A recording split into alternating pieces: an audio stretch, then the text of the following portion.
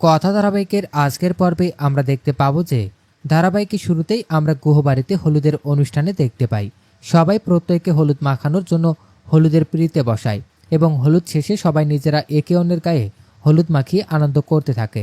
ঠিক তখনই আনন্দ করতে করতে কথা অগ্নির গায়ে ধাক্কা লাগে এবং অগ্নির মুখে হলুদ লেগে যায়। তখন অগ্নি কথার দিকে অপলক দৃষ্টিতে তাকিয়ে থাকে। বাড়ির সবাই সেটা লক্ষ্য করে। তখনই অঙ্কিত বলে, কি ব্যাপার অগ্নিব্রো, নতুন করে আবার তোমাদের হলুদ হয়ে গেল?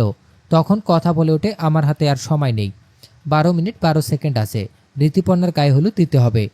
কথার কথা শুনে অগ্নি বলে, কি তখন থেকে 12 মিনিট 12 সেকেন্ড করে যাচ্ছ? পরের দৃশ্যে ঋতুপর্ণার বাড়িতে হলুদের অনুষ্ঠান দেখানো হয়। প্রত্যেক ছোয়ানো হলুদ ঋতুপর্ণার বাড়িতে নিয়ে যায় এবং খুব হৈ হৈ করে হলুদের অনুষ্ঠান শেষ করে। এদিকে আমরা গুহবাড়িতে দেখতে পাই অঙ্কিত আর জুনি ফুলের মালা দিয়ে ঘর সাজায়। সেখানে কথা আসে এবং বলে, কি ব্যাপার অঙ্কিত দা, এখন দেখি তোমার সব কাজে জুনিকে প্রয়োজন হয়, আগে তো কখনো তোমাকে জুনির সাথে এভাবে কাজ করতে দেখিনি। তখন অঙ্কিত বলে, আরে আগে তো আমার সাথে প্রত্যয় থাকতো, এখন তো তার বিয়ে, তাকে তো পাওয়া যাবে না এসব কাজে, তাই আর কি জুনিকে সঙ্গে নিয়েছি। তখনই একটু পরে সেখানে প্রত্যয় আসে আর বলে, সবাই সুন্দর করে ঘর সাজাও, আমার বিয়ে বলে কথা। অঙ্কিত প্রত্যয়ের কথা শুনে বলে, তোর বিয়েতে রুমাল দিয়ে সাজালে আরো বেশি ভালো হতো, তুই যতগুলো গেঞ্জি চুরি করেছিস তা দিয়ে হয়ে যেত। কিছুক্ষণ পরে ওখানে আমরা কথার শাশুড়ি এবং কর্তা দিদাকে দেখতে পাই এবং কথার শাশুড়ি বলে, তোরা আজকেও সেই গেঞ্জি চুরির কথা নিয়ে পড়েছিস?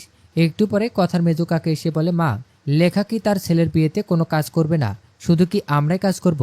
তখন কর্তা দিদা বলে, এমনি ওর মনটা ভালো নেই, যদি না করতে চায় তাহলে জোর করা ঠিক না। তখন মেজো কাকা বলে, মা আমাদেরকে বলুন, আমরা দুজনে মিলে সব কাজ করে দেব। একটু পরে কর্তা দিদা বলে, ঋতুপর্ণাকে এখানে তো নিয়ে আসতে হবে।